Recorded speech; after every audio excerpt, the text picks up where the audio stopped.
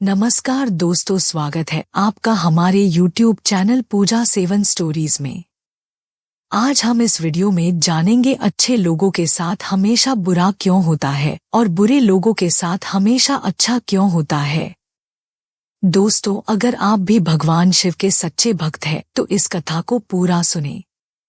इसे पूरा सुनने से आपकी हर मनोकामना पूरी होगी। और आप सभी लोगों से अनुरोध है कि कृपया करके वीडियो को पूरा देखें और वीडियो को लाइक और शेयर जरूर करें और चैनल को सब्सक्राइब करें।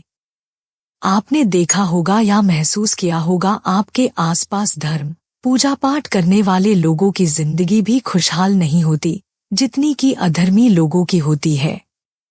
ये सब देखकर आपके मन में भी कभी ना कभी सवाल जरूर उठा होगा कि आखिर अच्छे लोगों के साथ बुरा क्यों होता है।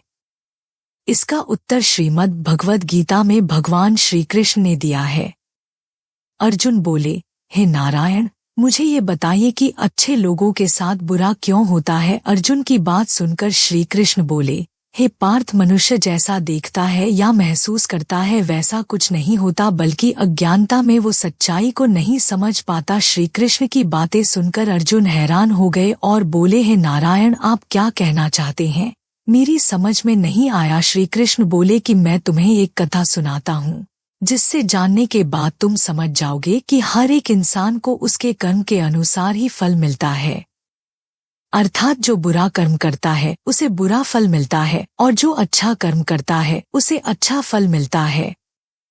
क्यों अच्छा और बुरा कर्म तो मनुष्य पर निर्भर करता है। आपने अक्सर देखा होगा कि जो भी इंसान दिल का बहुत साफ होता है, जिसने कभी बुरे कर्म नहीं किए, उसके साथ हमेशा बुरा होता है। मगर ऐसा क्यों होता है? अच्छे इंसान को ही क्यों बुरा वक्त झेलना पड़ सकता है? अधिकतर लोगों को इसके पीछे का रहस्य नहीं पता होगा। इसलिए आज हम आपको बताने जा रहे हैं कि ऐसा क्यों होता है। इसका वर्णन भगवद गीता में भगवान कृष्ण ने किया है। भगवद गीता एक ऐसा ग्रंथ है कि उसमें इंसान के मन में उठने वाले हर सवाल का जवाब मिल जाता है। भगवद गीता में वर्णित कथा के अनुसार एक नगर में 2 पुरुष रहते थे। पहला व्यापारी, जो बहुत ही अच्छा इंसान था, धर्म और नीति का पालन करता था, भगवान की भक्ति करता था और मंदिर जाता था। वह सभी तरह के गलत कामों से दूर रहता था। वहीं दूसरा व्यक्ति, जो कि दुष्ट प्रवृत्ति का था, वो हमेशा ही अनीति और अधर्म के काम करता था। वो रोज मंदिर से पैसे और चप्पल चुराता था, झूठ बोलता था और नशा करता था। एक दिन उस नगर में तेज बारिश हो रही थी और मंदिर में कोई नहीं था। यह देखकर उस नीच व्यक्ति ने मंदिर के सारे पैसे चुरा लिए और पुजारी की नजरों से बचकर वहां से भाग निकला। थोड़ी देर बाद जब वो व्यापारी दर्शन करने के उद्देश्य से मंदिर गया तो उस पर चोरी करने का इल्जाम लग गया। वहां मौजूद सभी लोग उसे भला बुरा कहने लगे। उसका खूब अपमान हुआ। जैसे तैसे वह व्यक्ति मंदिर से बाहर निकला और बाहर आते ही एक गाड़ी ने उसे टक्कर मार दी। वो व्यापारी बुरी तरह से चोटिल हो गया। उसी वक्त उस दुष्ट को एक नोटों से भरी पोटली हाथ लगी। इतना सारा धन देखकर वह दुष्ट खुशी से पागल हो गया और बोला कि आज तो मजा ही आ गया। पहले मंदिर से इतना धन मिला और फिर ये नोटों से भरी पोटली।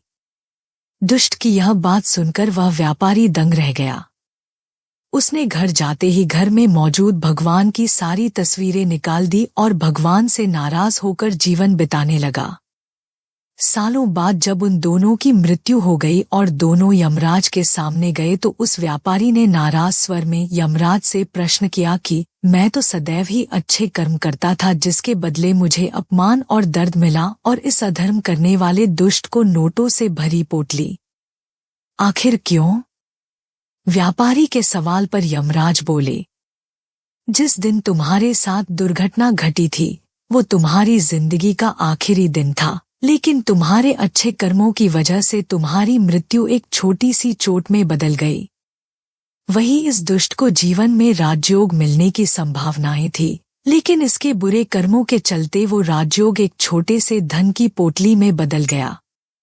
इस कहानी को सुनाने के बाद श्री कृष्ण ने अर्जुन को समझाया कि भगवान हमें किस रूप में देते हैं इसको समझ पाना बहुत ही मुश्किल है, परंतु यह सत्य है कि भगवान हमेशा अच्छे और बुरे कर्मों का फल जरूर देते हैं। व्यक्ति को चाहिए कि जीवन में आने वाली परेशानियों जी घबराना नहीं चाहिए और व्यक्ति को सदैव अच्छे कर्म करना चाहिए, क्योंकि उसका फल किसी न किसी रूप में जरूर मिलता है। दोस्तों, अगर आपको ये वीडियो अच्छा लगा तो कृपया करके वीडियो को लाइक और शेयर जरूर करें और चैनल को सब्सक्राइब करें। धन्यवाद। ओम नमः शिवाय।